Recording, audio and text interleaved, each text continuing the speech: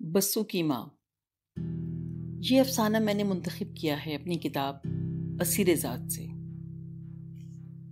بسو کی ماں کو مرے ہوئے 2 ماہ ہو چکے تھے، مگر بسو کو ایک ایک پل ایسے یاد تھا جیسے کل کی بات ہو۔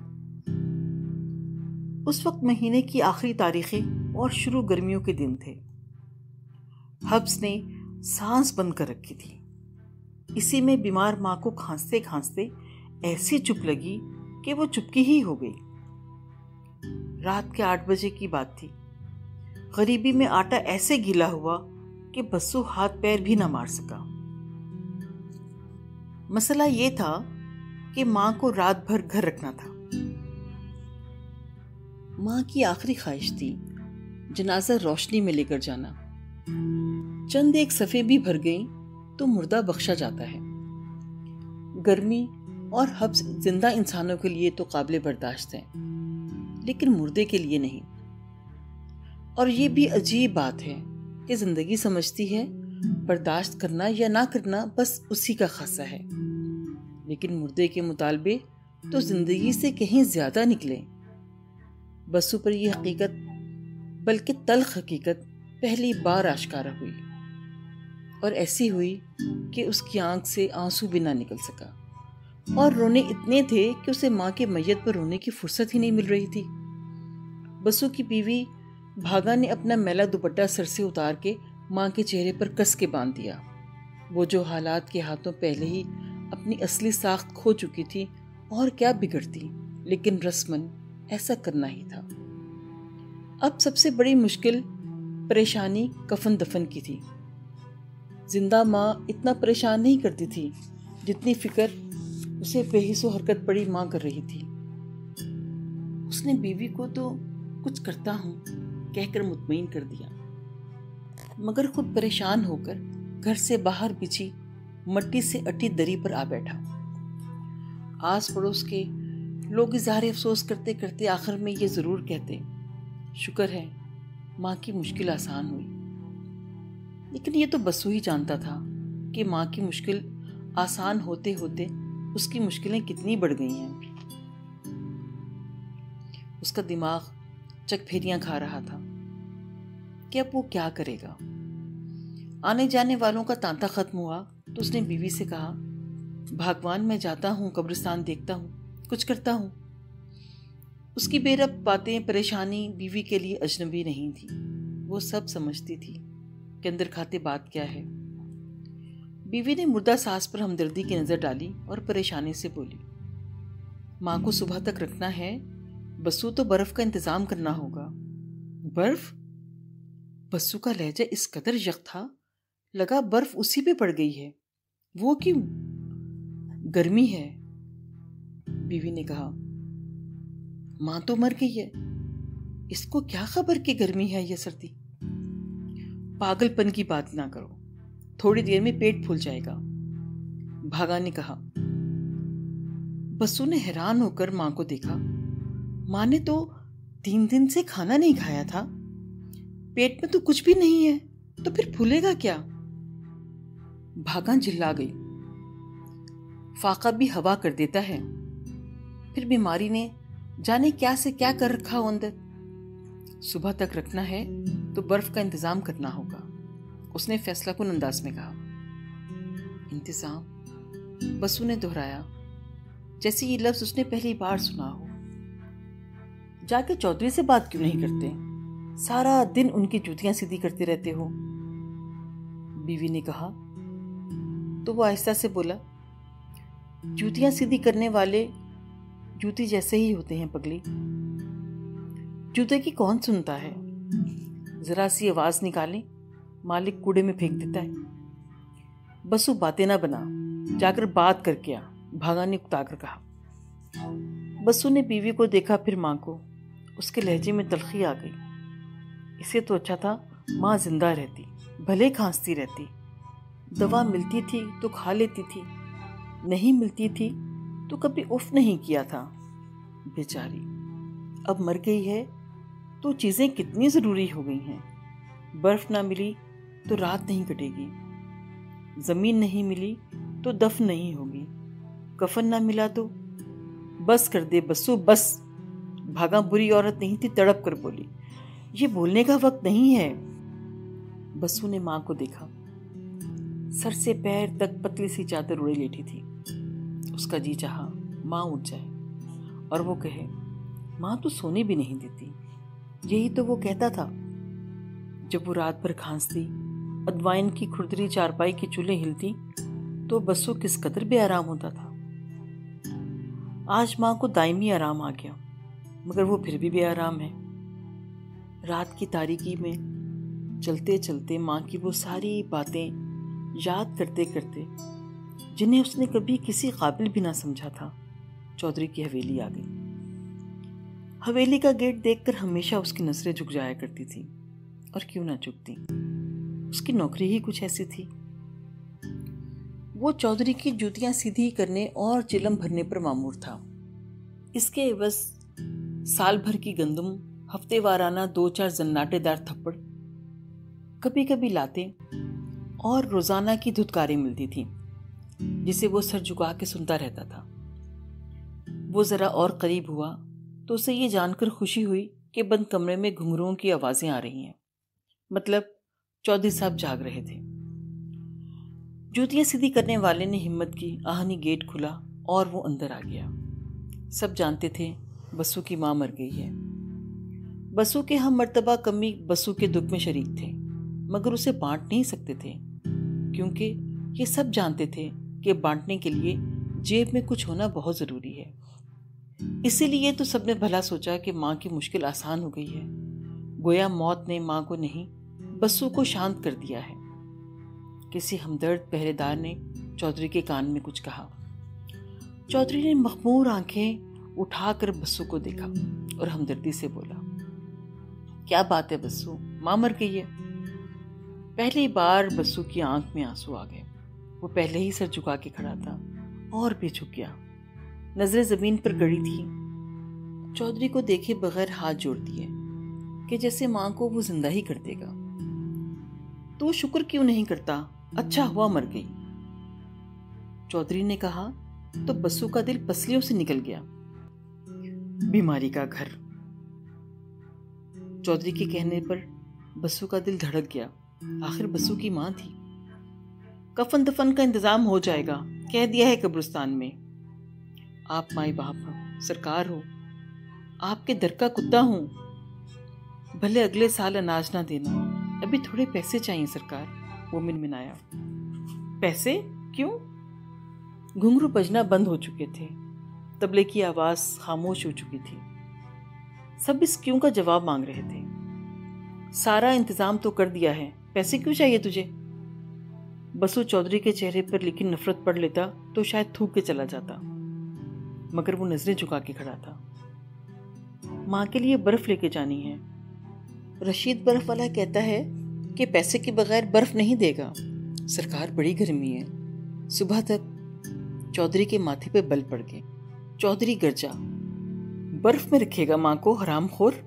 کبھی پانی میں برف ڈال کے پی تیری ماں نے، اب اسے برف میں رکھے گا؟ چودھری پھنکارا. یہ چونچلے کہاں سے سیکھ لیے تو نے؟ وہ جی میری گھر والی نے کہا. وہ ہکلا گیا. ماں مری گئی ہے تو جا کر ڈال اسے قبر میں. انتظام کر تو دیا ہے گھڑے کا، نہ کوئی تیرے آگے ہے نہ پیچھے. تجھے کس کا انتظار ہے؟ جورو کی ماننی ہے تو جا کے بول اس سے کرے انتظام برف کا. بسو نے اسی طرح رکوع کی حالت میں ہاتھ جوڑ دیے اور منت سے کہا، سرکار سورج چڑھنے کا انتظار ہے، 2-4 خدا کے بندے جنازے میں آ جائیں گے. ماں کی بڑی خواہش تھی، کہتی تھی 7 صفحے ہوں تو مردہ بخشا جاتا ہے. دفع ہو جا کے دفنا دے بڈھی کو. چودھری نے پیر سے دھکا دیا. بات سنو اس کی، برف لینی ہے. اس نے مذاق اڑایا. اس کے لہجے کے غرور کو گھنگرو پہننے والی معمولی طوائف نے بھی محسوس کیا. لاچار وہ کمرے سے نکل آیا. برف کا انتظام نہ ہو سکا. اس نے دل گرفتگی سے ماں کے پیروں کے پاس بیٹھ کر بیوی سے کہا، اگر میں نے اتنی چاہت سے ماں کے لیے دوا کا انتظام کیا ہوتا تو آج یہ نہ مرتی. موت کا دن تو اوپر والے نے لکھا ہوتا ہے. بھاگا لاکھ نرم خو تھی، لیکن مرنے والی اس کی ماں نہیں تھی. اس لیے میت کے سامنے کسی بھی طرح کی بات کہتے اس کے دل کو ہاتھ نہیں پڑ رہا تھا۔ بسو کی تو آنکھیں ہی کوری ہو چکی تھی۔ چھوٹے چھوٹے کئی کنکر اس کی پپوٹوں کے درمیان بچ گئے تھے، جیسے سمندر کی ریت سارا پانی پی گئی۔ بسو نے ماں کو دیکھا، اسے لگا ماں کا پیٹ اب پھولنا شروع ہو چکا ہے۔ وہ گھبرا کے اٹھ کھڑا ہوا۔ میں قبرستان جا رہا ہوں۔ بسو کو بھیج کر بھاگا 4 گھر چھوڑ کر نہلانے والی کمو مائی کو بلا لائی۔ کفن بھی چودھری نے بھجوا دیا تھا۔ کمو مائی نے ماں کو نہلایا ہی نہیں، اس کا نام ہی بدل دیا۔ کفن ہاتھ میں پکڑ کے کہنے لگی، میت کا کفن تو چھوٹا ہے۔ ہائے ہائے، بھاگا نے سر پیٹ لیا۔ کفن خیرات کا تو تھا ہی، ترس کا مارا بھی نکلا۔ غریبی کا مذاق اڑاتا ہوا بھاگا کا دل غم سے آدھا ہو گیا۔ غریب نے ساری عمر لگا کر بیٹے کو بڑا کیا، گھر پالنے جوگا کیا، مگر بد نصیب کو پورا کفن بھی نصیب نہ ہو سکا۔ ادھر گورکن مٹی کھود چکا تھا، سر کو باہر نکال کے بولا، لے دیکھ لے، قبر ٹھیک ہے۔ بسو نے حیرت سے گورکن کو دیکھا، قبر تو قبر ہے، یہ کیسے ٹھیک یا نہ ٹھیک ہو سکتی ہے؟ گورکن ہنس کر بولا، دیکھنا یہ ہے کہ اس میں تیری ماں پوری آ جائے گی یا نہیں۔ اچھا، بسو نے معصومیت سے سر ہلایا اور قبر میں اتر کے اندازہ لگانے لگا۔ ہڈیوں کا ڈھانچہ بنی ماں اس کے بازوں میں آ جاتی تھی۔ ابھی 6 ماہ پہلے ہی اتفاق سے اسے ماں کو گود میں اٹھانے کا شرف حاصل ہوا تھا۔ ماں کو گود میں اٹھا کر ڈسپینسری لے کے جانا تھا۔ اس رات ماں پر کھانسی کا دورہ پڑا تھا اور وہ دل میں اس حادثے کے لیے خوفزدہ ہو رہا تھا جو اس روز نہ ہوا تھا، آج ہو گیا۔ تب جب اس نے ماں کو گود میں اٹھایا تھا، اسے یاد آ رہا تھا کہ ماں کس قدر بے وزن ہو چکی ہے۔ یہ قبر تو کافی بڑی تھی، ماں کو کیسے پوری نہ آتی؟ بسو نے ہاں میں سر ہلا دیا۔ گورکن بولا، چل پھر ماں کو جلدی سے لے آ۔ اس نے احسان جتایا، چودھری صاحب کا آرڈر نہ ہوتا تو رات کو کبھی کام نہ کرتا۔ بسو معمول کی طرح گھر لوٹ آیا، جہاں ماں ادھورا کفن پہنے بے خبر لیٹی تھی۔ بھاگا نے گھر آتے ہی بسو کو دیکھ کر رقت سے کہا، بسو، ماں کا کفن پورا نہیں ہے۔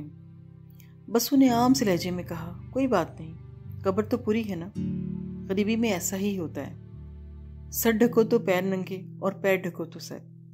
بولتے بولتے وہ چپ ہو گیا، پھر لمبا سا سانس لے کر حسرت سے کہنے لگا، کیا تھا جو گرمیاں نہ ہوتی، سردی ہوتی، برف کی ضرورت ہی نہ پڑتی، ماں کی آخری خواہش تو پوری ہو جاتی، نمازیوں کی 3 صفیں بن جاتی، چلو 7 نہ صحیح، ماں بخشی جاتی۔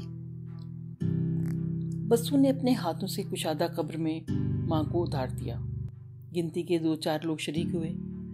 ایک تو رات اس پر بسو کی ذات کمی۔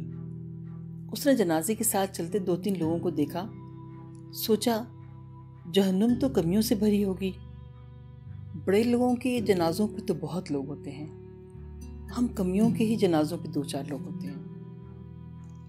ماں کو مرے 2 مہینے ہو چکے تھے۔ ادوائن کی کھری چارپائی سونی ہو چکی تھی۔ رات میں نہ کوئی کھانستا، نہ چارپائی چرچراتی۔ گرمی بڑھتی جا رہی تھی۔ کورے گھڑوں میں پانی ٹھنڈا ہونے لگا تھا۔ پھٹے پہ بیٹھا رشید برف والا اپنی دکان چمکا رہا تھا۔ بسو جوتیاں سیدھی کرتا رہا تھا، سو کر رہا تھا۔ چاند کے چاندی میں کچے صحن میں لیٹے لیٹے بھاگا نے یکدم کہا، بسو، تو شہر کیوں نہیں چلا جاتا؟ بسو نے کروٹ لی اور بے اتنائی سے بولا، سنا ہے شہر کے لوگ پڑھے لکھے ہوتے ہیں، وہ اپنی جوتیاں خود پہنتے ہیں، وہاں چلم بھی نہیں بنتی، سب سگریٹ پیتے ہیں، وہاں میرا کیا کام؟ بھاگا چپ ہو گئی۔ گہری خاموشی میں شور اٹھا۔ بسو نے کان لگائے، بین کی آوازیں بڑھتی جا رہی تھیں۔ میاں بیوی نے خاموشی سے ایک دوسرے کی زبان کو سمجھا اور اپنی اپنی چارپائیاں چھوڑ کر باہر نکل آئے۔ باہر کیا نکلے، پیروں کے نیچے سے زمین ہی نکل گئی۔ چودھری شہر سے آتے ہوئے کار کے حادثے میں موقع پر ہی ہلاک ہو گیا۔ منٹوں سیکنڈوں میں پورا گاؤں حویلی کے باہر آ کھڑا ہو گیا۔ کوئی بسو کی ماں تھوڑی مری تھی، چودھری کا انتقال ہوا تھا، وہ بھی اچانک۔ روتے دھوتے طے پایا چودھری کو صبح 11 بجے دفنائیں گے۔ بسو نے سنا کوئی کہہ رہا تھا، آخر دور دراز سے یاروں دوستوں اور عزیز داروں نے چودھری کا منہ دیکھنے آنا تھا۔ मुंह देखने पर जब बस्सू को एकदम ख्याल आया, क्यों ना वो भी आज चौधरी का मुंह देख ही ले। सारी उम्र उसने चौधरी के पैर देखे थे, पैर ही खाए थे। उसका काम ही ऐसा था, चिलम भरता, जूतियां सीती करता। उसकी नजर चेहरे तक कैसे जाती? उसकी नजर में चौधरी बस एक ह्योला था। मैयत नहला कफना के खुले मैदान में दीदार को रखी जा चुकी थी। बस्सू ने भी लोगों के कंधों के दरमियान से सर उठाकर देखना चाहा और हैरान रह गया। चौधरी का कफन भी बिल्कुल ऐसा ही सफ़ेद था जैसा उसकी माँ का कफन था। हाँ, बस ये फ़र्क ज़रूर था, ये चौधरी को पूरा था। मगर अफसोस, वो आज भी चेहरा ना देख सका। उसकी खातिर चौधरी के मुंह से कपड़ा कौन हटाता? किसी ने आकर चौधरी के बेटे वजाहत अली को बताया कि कब्र का काम पूरा हो गया है। वजाहत अली ने फिक्रमंदी से पूछा, कब्र में किसी ने उतर कर देखा है? आखिर मेरे अब्बा जी की कब्र है, चौधरी फरासत अली की। उसे तंग नहीं होना चाहिए। जाने बस्सू की जी में क्या आई। वो जो सर उठाए इसी इंतज़ार में था कि कब कोई मोतबर आए और चौधरी पर से चादर उतारी जाए और उसकी ख्वाहिश पूरी हो जाए। यकदम बोला, सरकार, अगर आप बुरा ना माने तो मैं जाकर देख लूं। चौधरी के बेटे ने दुखी मुस्कुराहट के साथ कमाल फराखदिली का सबूत दिया और कहा, तेरा हक सबसे ज़्यादा है। जितनी तूने अब्बा जी की खिदमत की है, तुझे इसका अजर तो मिलना चाहिए। चल, तू अपना शौक पूरा कर ले। बस्सू जाने के लिए पलटा कि उससे आवाज़ आई, अच्छी तरह से देखना अंदर लेट कर। बस्सू घबरा गया, नीचे आवाज़ में बोला, सरकार, मैं ये गुस्ताखी कैसे कर सकता हूँ जी? जहाँ माई बाप ने लेटना है, मैं वहाँ कैसे लेट जाऊँ पहले जाकर? ओ बेवकूफ़ा, अब्बा मर गया है, अब उसे कोई फ़र्क नहीं पड़ता। बस्सू वाकई बेवकूफ़ था, इसलिए वह नकों की तरह सर हिलाकर कब्रिस्तान आ गया। कब्र में उतरते उतरते उसने मिट्टी को हाथ में लेकर महसूस किया। एक बार फिर हैरत से उसकी आंखें खुली रह गईं। ये मिट्टी भी बिल्कुल उसकी माँ की कब्र की मिट्टी जैसी थी। कब्र में लेटकर उसने अंदाज़ा लगा लिया कि उसका लंबा चौड़ा चौधरी फरासत अली इसमें सुकून से लेट सकता है।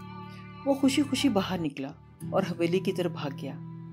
उस पर शादी मर्ग तारी थी कि जिस मिट्टी में उसकी माँ सो रही थी, आज चौधरी भी उसी मिट्टी में सोने वाला है। मगर हवेली पहुंचकर उसके समझ में नहीं आ रहा था कि क्या कहे। डरते डरते बोला, सरकार, माई बाप की शान में कमी तो नहीं आएगी? मैंने अंदर जाकर देखा है, बिल्कुल बस्सू की माँ की कब्र जैसी कब्र है।